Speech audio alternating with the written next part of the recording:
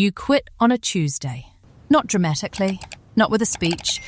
You sent a 2-line email at 8:47 in the morning. Then you sat at your kitchen table, drinking the same coffee you'd been making every weekday for 11 years, waiting to feel something. Relief, maybe, or fear.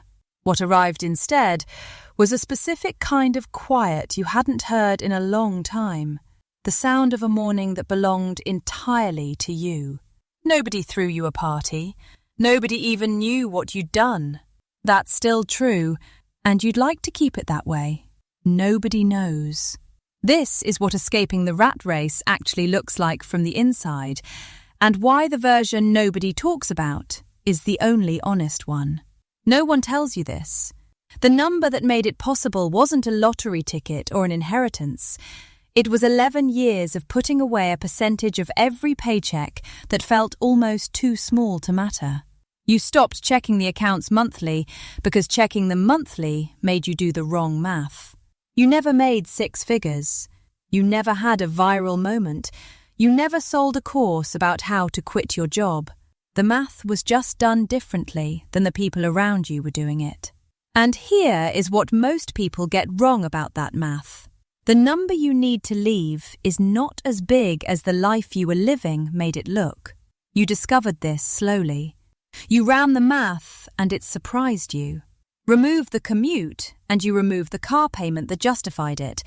Remove the job and you remove the work clothes it required, the expensive lunches that 45 minutes made necessary, the Friday drinks a hard week produced. Remove all of that, and the job was quietly funding its own existence. The lifestyle it required eating almost as much as the paycheck it produced. The first version of this math happened at 34, on a spreadsheet that has never been shown to anyone, in an apartment smaller than most people's living rooms. 2 columns, what comes in and what is actually needed, not wanted. The gap between those 2 numbers, invested consistently at a return you were deliberately conservative about, pointed at an outcome. 9 years from now, you would not have to do this. You could choose to, but you would not have to. You chose not to tell anyone. That kind of plan invites a specific reaction. People call it unrealistic, while doing nothing to test whether it actually is. You kept the spreadsheet. The math stayed, and you kept working. 4 years in, a colleague named Brent got a promotion to the role you'd both been angling for. He made $18,000 more a year. He financed a new car to celebrate. You increased your monthly transfer by $200.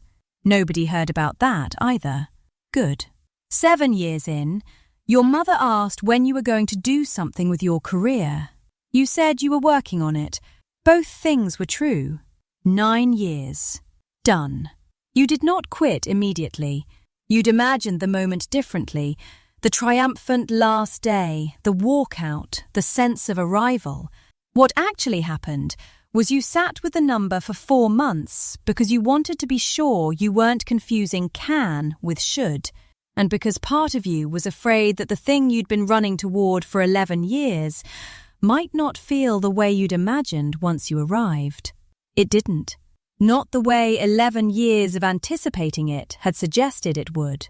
Freedom, it turns out, is not an event. It's a Tuesday. It's the coffee that tastes exactly the same as it always did, except there's no reason to finish it quickly.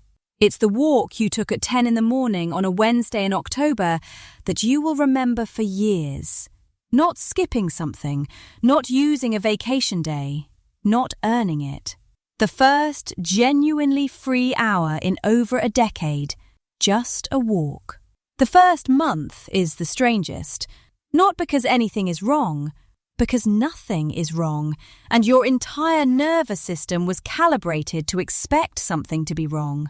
You wake at 6:47, not because an alarm went off, but because your body still thinks there's somewhere to be.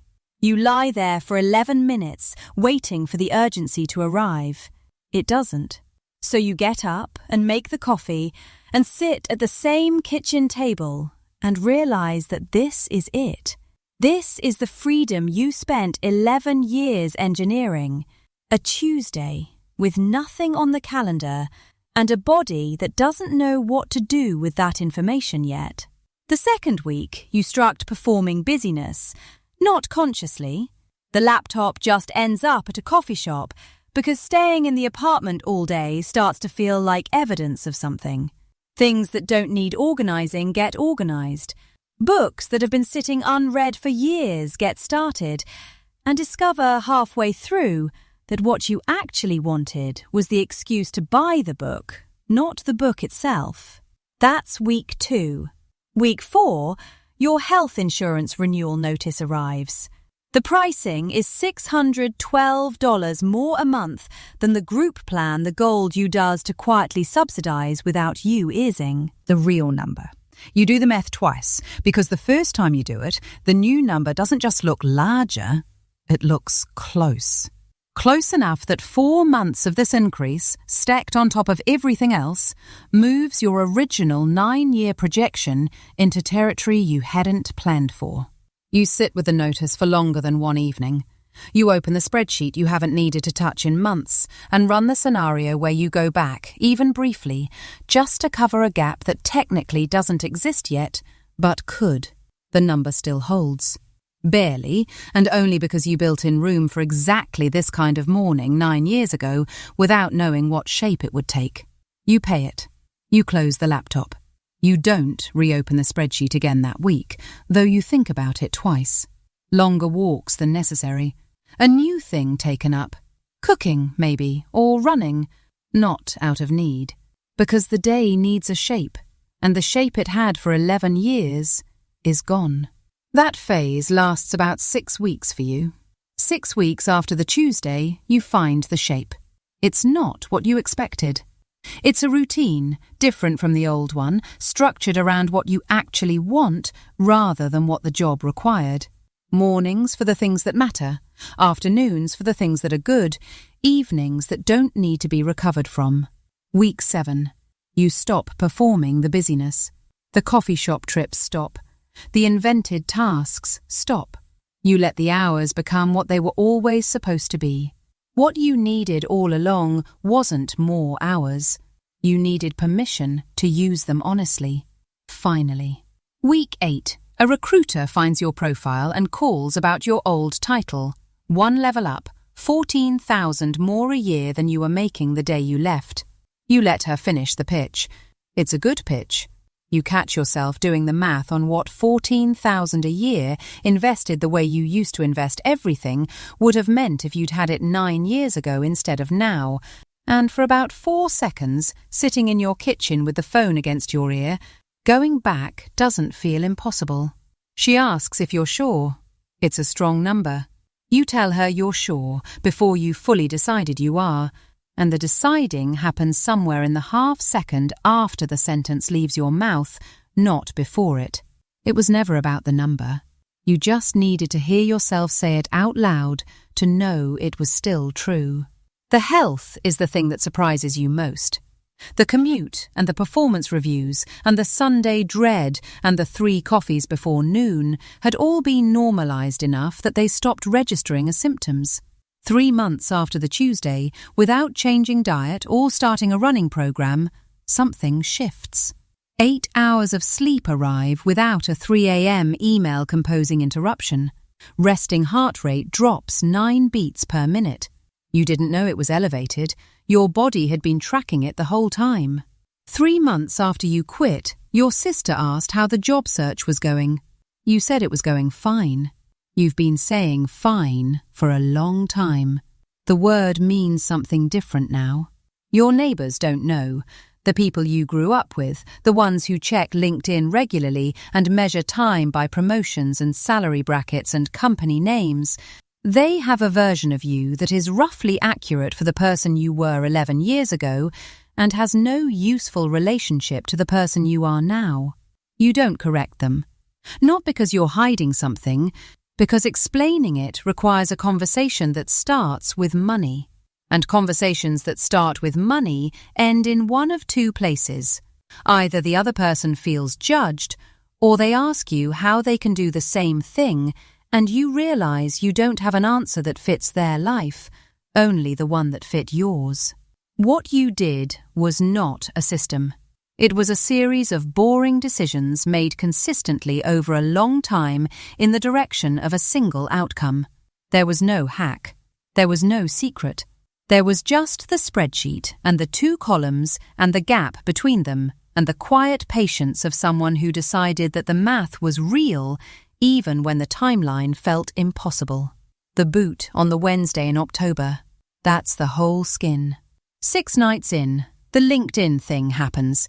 You concern the account, you check it occasionally the way you'd check in on a neighbourhood you used to live in. Not to go back, just to see what it looks like now. The people you worked with are getting promoted, changing companies. They share articles about leadership and conscious quitting and the future of work. You read these articles from a position that would be ironic if you'd about it, which you don't. Then someone messages you. Someone from your old company. "Just checking in," they wrote. "Heard you left. Hope things are good. Let me know if I can help with the search." You write back that things are going well, and you'll reach out if anything comes up. Both sentences are true, the way most things said now are true, technically accurate, and structurally incomplete. You've gotten fluent in sentences that don't lie, but don't explain. You learned something different after, that there's a version of privacy that isn't hiding, it's just not explaining yourself to people who don't need the explanation. Your sister texted last week. She got a new job. She's excited about the salary. She asked if you were still looking. You told her you'd found something. She asked what? Hard to explain, but working out. She sent a thumbs up. Phone face down. Coffee finished. You had nowhere to be. That was the whole answer.